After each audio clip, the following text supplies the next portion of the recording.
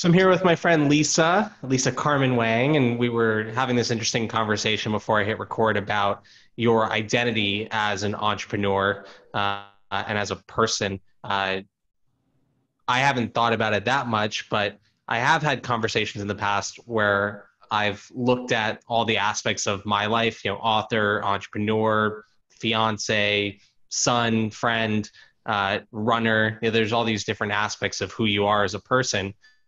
Uh, but sometimes you don't necessarily associate yourself with certain parts of your identity, even though you've accomplished certain things or you're, putting certain things out into the world, but maybe you're just not using the right words to describe it. So I'd love to you know, hear your thoughts on forming an identity as an entrepreneur or tapping into the best parts of your identity. Because I know you've had this interesting transition with your brand of, am I Lisa? Am I Carmen? Are they one and the same? So how do you think about your identity and evolving that identity over time so that you're constantly the best version of yourself?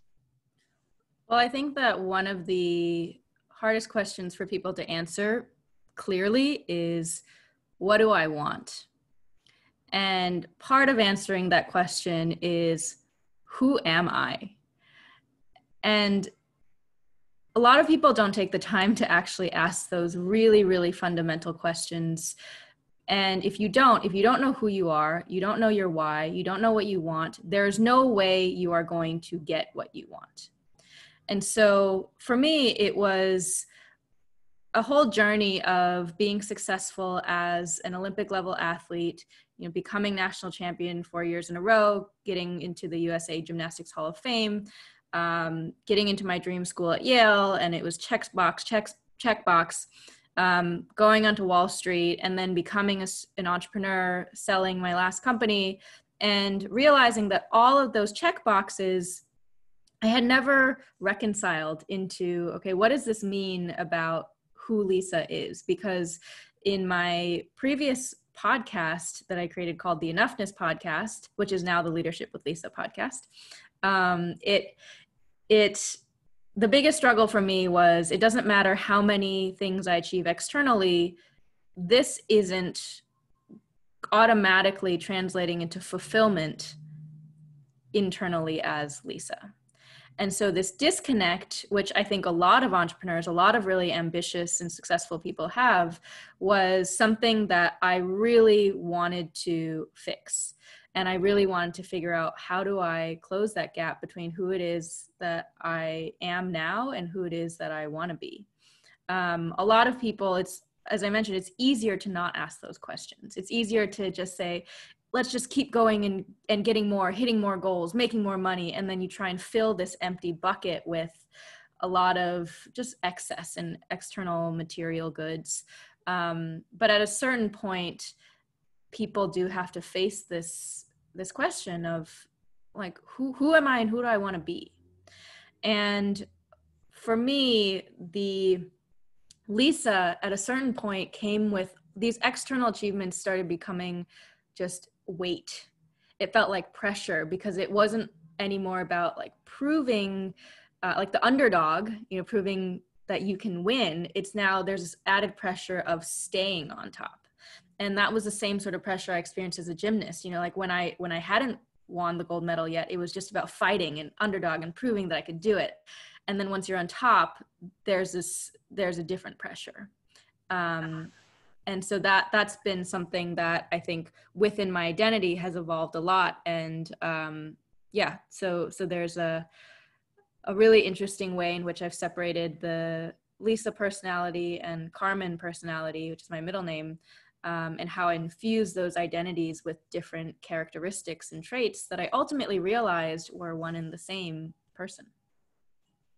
And part of what I love about your work and about you as a person is you're constantly demanding more from yourself, and you also work with very high level people. With She Works, you're working with rock star female entrepreneurs. As an advisor to Republic, you're working with really ambitious, hard charging entrepreneurs. With your coaching program, you're working with entrepreneurs or executives who are at a certain level. And I do that myself as well.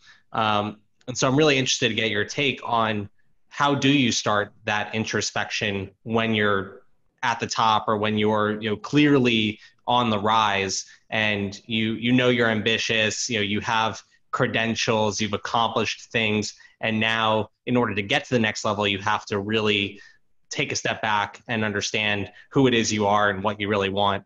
Also, I really admire that you're not someone who just gives platitudes and you're like, to know what you want, become one with the earth and, sit and take a deep breath and meditate for 2 hours. Like, I think you have some really practical insights to share, so for a new client, you're working with them and you're starting this discovery process. How do you suggest that they better understand who they are and better understand what they want? Yeah.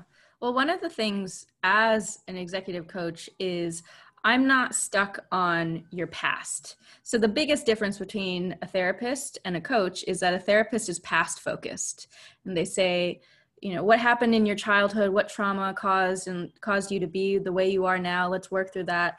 And a coach is future focused, and we say, okay, where are you now? Where do you want to go? What are the steps we're going to take to make sure that you stay accountable and you hit those goals? And let's just keep moving forward. And it's a partner relationship.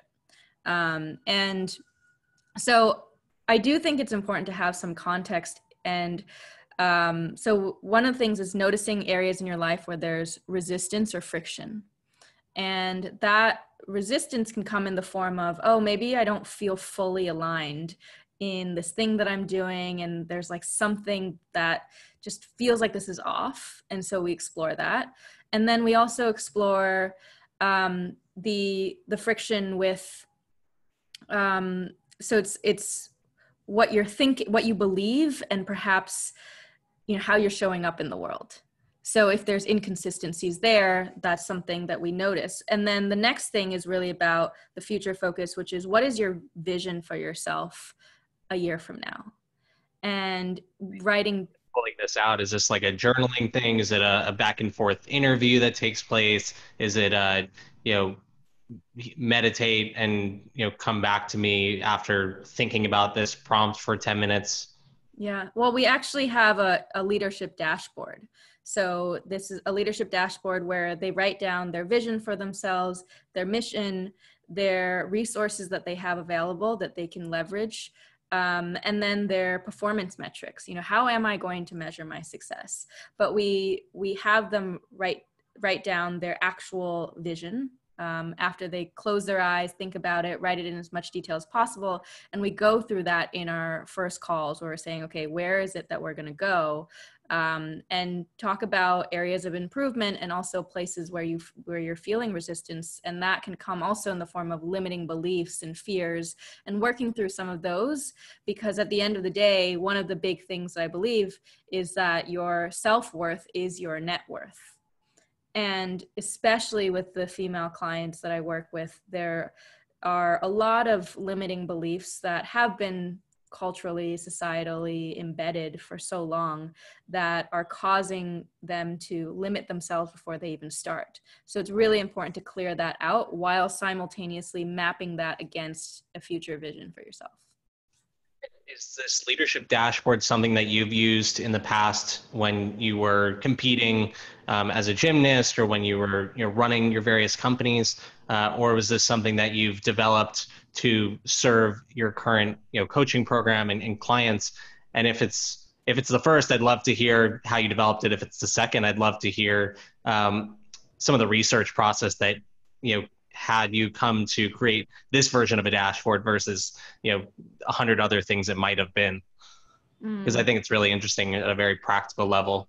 And for context, I have an executive coach, and he uses a different methodology with me, where I take notes on my end, but we're less structured in terms of having it as a dashboard to constantly look at. But I kind of like the idea of having a dashboard and being able to really track your progress over time. And it's not a vague thing whether you've grown or not. It's, you set this vision and now you're this much closer to that vision. So what does this dashboard look like, and how did you come to create it? Yeah, so the dashboard it's a simple document to start. But it was really me working backwards from, okay, what were the things that worked for me and what were the things that didn't work for me. So I'll bring up first the, as a gymnast, which you touched upon, I didn't necessarily have, KPIs when I was 9 years old and say, but what I did know was that I was willing to pay the price to achieve the vision that I had for myself. And so there's this term that I've created, it's called fierce focus. And fierce focus I define as the intense commitment to a clear vision that is driven by an unwavering belief in one's ability to achieve it. So there's two parts of it. One is that clear vision, and then the second is your unwavering confidence in yourself that you can do it. And some people have one, some people have the other, and a lot of people just have neither of them. So part of achieving goals and dreams that are in the future, that are not yet a reality, is your ability to feel like something tangible is happening in incremental stages. And so that's really where this leadership dashboard came from, where it was my own process of thinking, okay, well, you need to start with a really, really big goal. And that defining that vision, which usually when I ask people to start doing this, who haven't had this exercise of doing it before, their vision is already limited by pre-existing challenges that they have, right? They'll say, well, I think I could do this given the amount of money that I have now. And it's like, okay, well, if none of these things matter, like sky's the limit, let's create this vision. And then they start getting more granular about the specific details. And there was, someone was like, I want to have a hotel by the beach where there's an apple tree, something like that.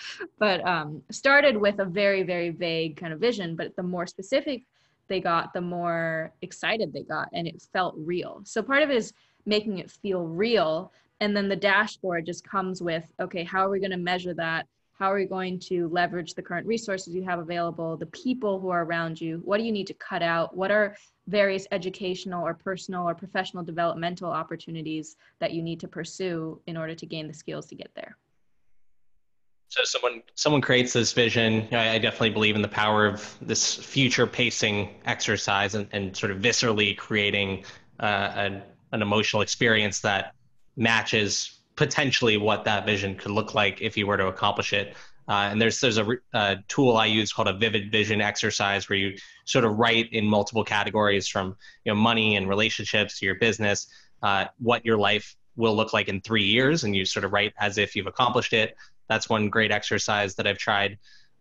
My coach, John, has also had me sit and think about maybe less grand as the vision exercise you were saying, but sort of having me step into accomplishing a specific goal that I've already set and starting to feel what it may feel like when I accomplish it, sort of a meditation practice. But once someone documents this, you create this leadership dashboard. How do you then work with that entrepreneur or work with that executive to keep the sort of fierce, what did you say, fierce focus. Fierce focus? How do you keep the fierce focus? Because even for me, I think that's where I falter sometimes. I of course will start a business because you believe in the idea, and you'll start a new line of products or services, or you'll launch a new campaign. And you get excited about it, and then it gets off the ground. And I typically am a fast mover myself, or I'm very entrepreneurial, so I can get something off the ground quickly.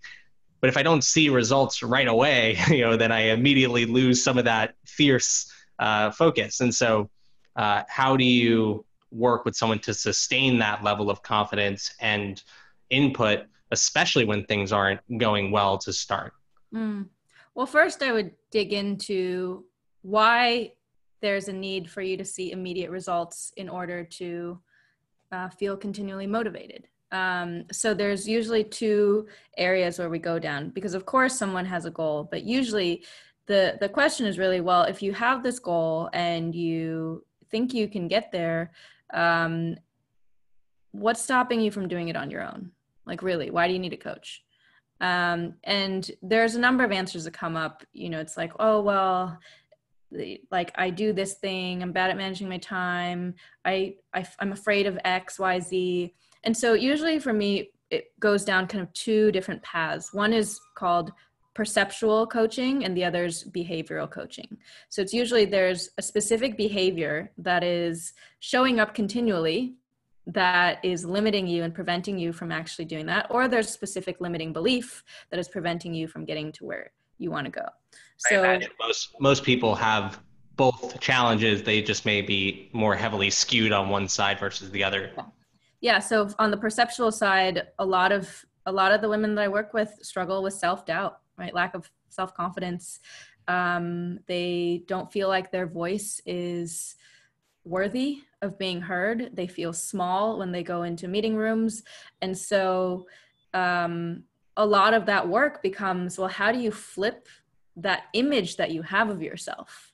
And it's, how long has that been there? Well, it's probably been there their whole lives. So how do you, really create a plan to shift something that someone's been struggling with their entire life?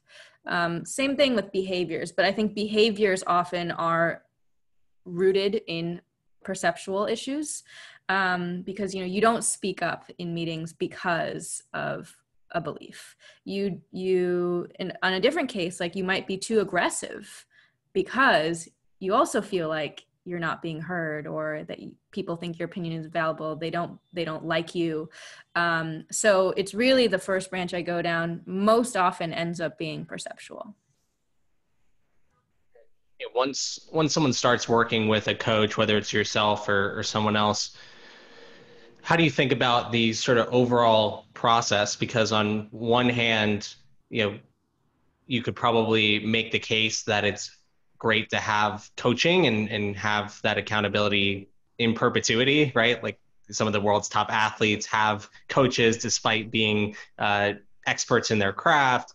You have CEOs of Fortune 500s who still have coaches, and yet at some point you also have to learn how to fish for yourself and be someone who could almost coach yourself and have that sense of intuition. And so what sort of commitment are you looking for from clients, and how long are you expecting to work with someone before you're either booting them out and saying, hey, you already know what you need to know, like go forth and prosper, or you can't join me for a call and expect to solve all your problems. Where's the middle ground, and what's sort of the right way to think about committing to a coach, or committing to helping someone as a coach or as a mentor of sorts? Yeah. Well, I think the beauty of the coach relationship is really that it's a partner relationship. And we're not teaching you how to fish. Like, you have to figure out your own answers. You have to figure out if you really do want to change and if you really do want to grow. And it's the same thing with, life is, there's always new challenges, right? There's always new things that come up in your career, in your personal life, that are hard to solve by yourself. And, I mentioned the difference between a therapist and a coach. And then there's two others in the middle of the spectrum, which is mentor and friend. So mentor still has more of that, a slightly hierarchical relationship, right? Where it's someone who's more senior teaching someone who's more junior and saying, here are my experiences about like how I figured this problem out. And within corporations or organizations, there's also that sponsorship potential. And then a friend is purely present focused. They're like, most friends are, you're calling them for solace, right? How's your work? How's relationships? How's like life going? And there's like that emotional capacity. And very rarely do people have someone who is specifically dedicated in their life to checking in and saying, how is your future looking? How are you like pedaling towards that and increasing your velocity towards achieving the goals that you want? And I'm going to tell you what I see, and I'm going to be straight with you so that you can be better. Yeah, I really appreciate your breakdown of how you view a coach versus a friend versus a mentor. Uh, and so from my interpretation of what you're saying, bringing in an executive coach, someone of your caliber, makes the most sense when you have a clear vision or want to get a clear vision for something ambitious, and you want a partner who's there to hold you accountable and make sure you get that thing done. And when you accomplish that, then you can re-up the partnership if you have another goal that you want to strive for, or maybe that is the sort of short-term end of the relationship, and you might come back to it in a few years, or it served its purpose, you've accomplished this goal, you become more confident as a result, or more capable as a result, and now you might pick another coach, or find different mentors, or you might have different friends. Yeah. Is that how you view it? Yeah, I mean, we all have blind spots, right? And I think that world-class performance requires world-class coaching. That is a fact that I wouldn't be as good of a gymnast if I didn't have a coach. If I didn't have someone drilling me and saying, you got to be in the gym, even on the days that you don't feel like being in the gym, and you need to keep drilling this until it's perfect. And someone sometimes yelling at me, until I cried and I broke down. But at the end, those aren't the experiences I remember. Right? I experience the experiences I do remember are the moments where I felt truly fulfilled when my hard work paid off. So I think that the point at which someone may get to where they don't need a coach, like at that particular point in time, is if they're like, okay, I have fixed these behaviors, I know what it is I want, I'm clear on who I am, where I'm going, and like it's like the coach has pushed them into that like direction, and they have momentum. But it's, when you think of partners, it's also like, think of life partners, right? It's like you could do it on your own. Some people do make that choice, but I think if you do find a life partner that complements your lifestyle, your pace of growth, that it does end up being complementary and helpful. I'm gonna switch gears for a bit, throw you a curveball. So you've started multiple businesses, you've sold businesses, you've invested, advised. When you hear the word entrepreneur or the world of entrepreneurship, what comes to mind for you? How would you define an entrepreneur if you're attaching an identity to that word, or to the act of starting a business, or you know conducting entrepreneurship? What comes to mind for you? I think it's someone who actually executes upon an idea and commits to it, even when the going gets tough. The reason why I don't initially start with like having an idea is because everyone has an idea and few people execute, and even fewer will commit when the going gets tough. So if you don't start a business, or if you don't start a business with an idea, how do you go about starting then? So when you sold your last company and you were in the transit phase before you decided to launch Glow, and all the subsequent, programming and podcasting, uh, what was going through your mind? In terms of how I launched them? Yeah, in terms of thinking about, okay, I'm an entrepreneur, I'm going to do something again, but I'm not going to start with this idea, or I'm confident in my abilities regardless of the idea. Um, what was the spark then, or how did you start what's become this new business? Well, I mean, I always have I have so many ideas. And the challenge is to like figure out which one to go after. So the way for me is, I think I asked the hard question first, which is like, what is my why? Like, why am I here? What's the impact I want to create? And um, for me, I truly believe that having a more diverse face of leadership is going to make the world a better place. And in particular, I've focused on women. And more I'm noticing that there's a difference when you have been a minority, that you're hungry. And this typically happens, if you didn't, and minority can mean gender, it can mean race, it can mean religion, it can mean social class. if you grew up poor, if you're an immigrant, and all of these things are, if you didn't start out having things given to you in an easy way, you're hungry. And that hunger of being an underdog is something that I really started to notice as I tapped more into, it's like, why was it that I was willing to sacrifice so much for gymnastics? Why was it that I was willing to sacrifice so much as an entrepreneur? And it comes down to a lot of the chips I had on my shoulder as being an underdog in various different arenas. So with that fundamental belief of believing that the world needs different types of leaders, different traits in power, all of my ideas have kind of stemmed around that. Like they've come into many different iterations. Like the podcast is at different names, the company is at different names.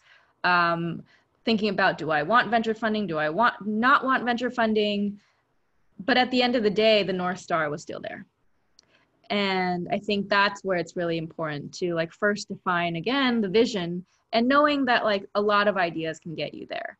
At a certain point, an idea sticks, but you can't go in with an ego about an idea saying like this is the only way that it works, and you have to really just listen to the people that you want to serve.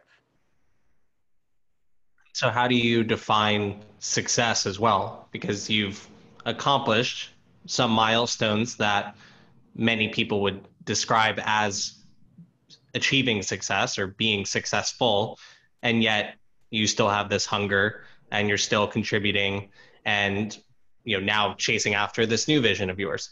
And so and maybe you feel successful, maybe you feel like you're successful in some part of your life but still want to achieve in others.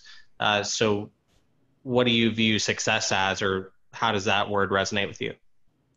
I think at this point, the way for me to really measure it is around its magnitude and depth.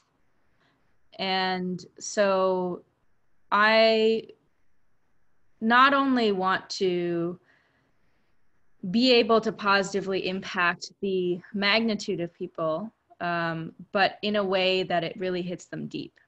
So I think that I've had glimpses of this in a lot of different ways, where even some of the women that I'm coaching who found out about me through LinkedIn, through my content, and they just said, I didn't even know who you were, but man, that quote really hit me. Like that post that you wrote, it's exactly how I felt. And no one's really voiced that for me before. And that's why I felt comfortable scheduling this call. And so that it's like the depth of that, I think, is really important to me. And then knowing how deep that can hit someone and help them, I want to be able to do that at scale. And I really believe now that the most valuable thing you can give to someone is a shift in perspective. And if you can do that, whether that's through written word, spoken word, there's so many ways to share a message that's if you keep your focus on that, that's how you will inevitably start achieving, in this sense of success, the magnitude and the depth of impact. And what's your vision? If we look 10 years out, I definitely see you as one of my peers that I put in the 10 years from Titan bucket, which is an amazing bucket to be in. There's, maybe a few dozen people that I am friends with who I think are just going to absolutely run the world in their industry in 10 years, and even, more so than they are now. So what's your hotel with the apple tree vision for where you're at in 10 years, or where the Glow movement is, or both? Yeah, I mean, I'm a great marketer and a brander. So I think about the stickiness of singular resonant messages and ways that people can hold on to almost a token that reminds them of something. And again, that token can be just a term, right? They say this term and they know what it means. It's what I think about is actually like a Beyonce music video with all these women like running the world and like a diversity and just being totally fierce and fierce and sexy and empowered and being able to really use their voice as well as their bodies really in expressing the full expression of what it means to be a woman. So you want to be Beyonce in the front of the music video and just have an army of women who are leading, all sorts of industries that are currently underrepresented. Yeah, I mean it's like a ripple effect. I think that's really a tangible image of a ripple effect in the most positive way. Yeah, I mean, even if you look at the sort of global response to the pandemic, the at least the data is showing that the countries that had the best overall responses are ran by women. And you could look at industry after industry, and there's women who are just kicking ass and showing us all what we really should be doing. And so I agree with you that we need more diverse representation. What industries in particular do you think we are really behind on? I know the answer to that question is many, but if you could have a ripple effect on certain industries the next 10 years, more so than others, what comes to mind there? I mean, I think the three big ones are finance, tech, and government. Those are the things that move the world. And I'm familiar with the financial world. I'm familiar with the tech world. I have not yet dabbled in the political world. I don't know if that's the route that I want to go. But I think there's the private and the public sector. So you work in the area and you start in the area where you know best and you can speak intelligently in and have the data to back it up. I think those are the main three. And then I'll start with where I know best. I mean, I have a hypothesis personally that, at least for myself, I probably would have a bigger ripple effect in the private sector as opposed to running for office eventually. I think that would be true of many of our peers, especially in the 10 years from Titan bucket that I have. Uh, and yet, that may not necessarily translate to the sort of change that we need in the next 10 years. So, if you're not going to run for office or otherwise uh, take a formal political leadership position, how might you think about getting to that bucket in the trio that you referenced? Which maybe you're not doing in the next year Yeah. or two, but at some point, if you capture that vision, you may start doing more in. So how are you going to think about maybe accomplishing that where it's least in your lane or in your skill set, but it's very vital to this vision that you have? I mean, the reality is right now going into politics, you clearly don't need a political background. And that's been shown a few times over at this point. And um, but what is clear is that you need to, at least it gives you more of a foundation if you've had success in another sector. So, you can see people who crisscross through. And I mean, quite honestly, if Oprah ran for president, like people wouldn't say like, well, she never was a senator. I mean, I could definitely see you becoming a coach of sorts for you know uh, politicians who are looking to capture office. I think that's a no-brainer, and maybe you're already working with some politicians now ahead of November, and if not, maybe that's a good opportunity to work with some of the leaders in the private sector as you are with major companies and executives, some of the entrepreneurs, and then maybe there's a small slice in your calendar for politicians who you really want to amplify and helping them accomplish their vision of winning an election. Yeah. I could see that taking place. It's I love right now that shows are having more and more role models of powerful women. And so one of the characters that I really liked was Wendy on Billions. I love Wendy Rhodes. I love Billions too. So it's Yeah. are you so is that sort of how you're, if you had a fictional parallel to you, are you sort of describing yourself as a Wendy Rhodes of sorts for your clients? I think that I haven't used that as a analogy, but it's always good to have role models, I think, also in fiction. So I look at the uh, before she became evil Daenerys in Game of Thrones, the Dragon Queen. And then I also look towards Anne Montgomery. She was in the Netflix show What If? Also has some twisted issues, but you know, We all her do. yeah, No one's exactly. perfect. Childhood trauma, you know, those good things. And then there's Wendy. So what I think is interesting in particular about Wendy is, so this notion of power, which is something that I'm really interested in, is that traditionally women have only been able to come into power or really publicly recognize that if they're the face, right? They make the most money if you're on the cover of a magazine. But men, traditionally, the people who are making the most money are the ones behind closed doors, who are, you know, operating and pulling the strings, and no one even knows his name.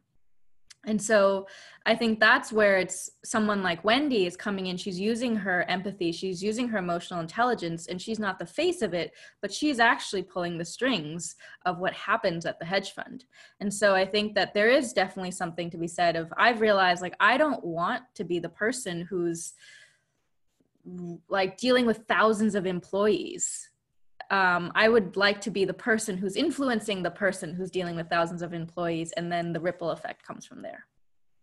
Yeah, I have a second bucket of people in my network that are exactly as you described. They are women in their 30s, early 30s, who are the right hand individual to uh, billionaires, to founders of name brand companies. Uh, and in many ways, they've also now not just become a chief of staff or a right hand person, but they're becoming partners and co-founders in new ventures. And so that's a bucket of people that I really cherish as well. Um, and yeah, I would encourage, in a world of like thought leadership and let's, go crazy on Instagram or TikTok. I would, or LinkedIn, if you want to, do like sort of the one liners and make people click see more, and then just keep, putting these one liners out and like click the link in the comment below. I think there's a lot of power in being that behind the scenes person. Or, I mean, that's my goal, is to become an influencer of influencers. I'd rather have a meaningful partnership, influence on 1,000 people like yourself than have 100,000 people following me who are looky-loos or who are just not at the same level of potential and power as you are. Yeah. So I definitely resonate with that. Yeah. And I think that, you know, for me, it's like there's a desire for both. And what Yeah. yeah, so More it's, than okay. And you probably need to achieve some version of that in order to have the full ripple effect that you're hoping for. And also to be the in-person, real life Wendy Rhodes model that someone can look to. Whereas yeah, no one needs me to be that necessarily.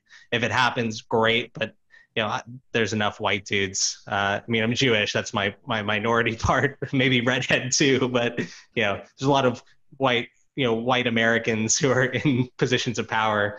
I don't need to hype myself up, but I could definitely see where it could be meaningful for you to accomplish that for your 10-year vision.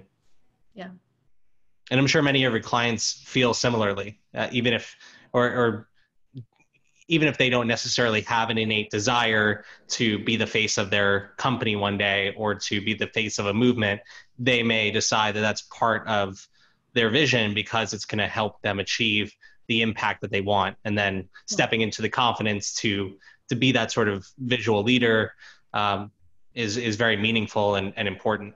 yeah. And I mean, what comes up over and over again is for a lot of the women, it's my voice. I feel like my voice has the ability to create change, and I have never used it before.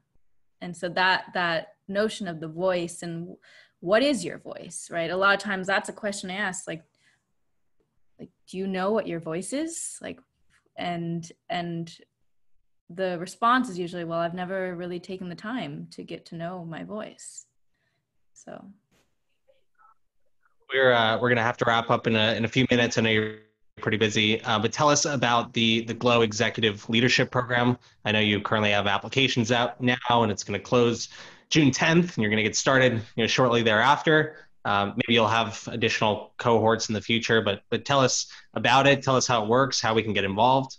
yeah, so the executive leadership program is a culmination of the training that I've had as an Olympic level athlete, as a Wall Street professional, and as a serial entrepreneur. And all that mindset training is used to help women go through a 180 transformation from wherever it is that they are now, which is often filled with limiting beliefs and certain behaviors, and getting them to the power and presence as a leader that they want. So we work through life goals, career goals, financial goals, which are inevitably tied into those two. And through the program, we do 2 hours of monthly group coaching. You have a one-on-one session with me as well to really outline your goals and set out that map, that dashboard, and accountability and milestones to get there. And we also give you an accountability partner so that you're able to check in with someone so you'll be able to check in with someone who is both a support system, professionally as well as personally. And so this is a program that's all virtual. We really care about diversity, so you can tune in from whatever country, whatever city that you're in. And yeah, so we're really excited because it's that combination of having that specific one-on-one accountability as well as that group support of other powerful female leaders. Where should they go to learn more and apply?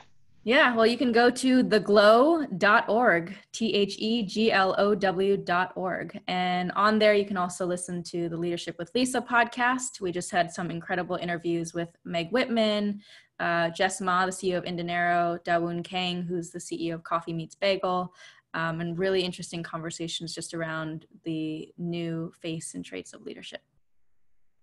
Sweet. Well, you've been to Meeting in the Minds before. You've been to handfuls of dinners that I've hosted, and we've been friends for a long time. So you know this sort of community that I have and I'm curating.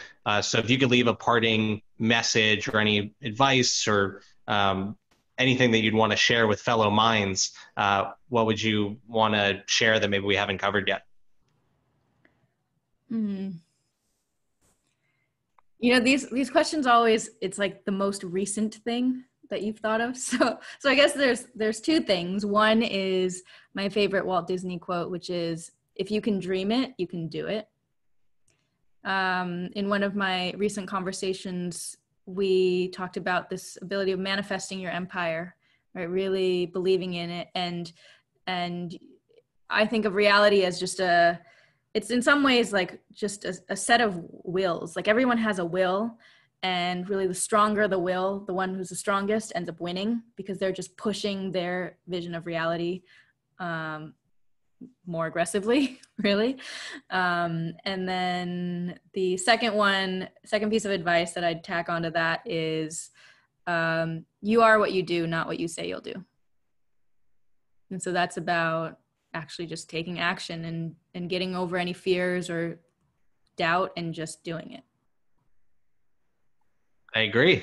Well, thanks for your time today.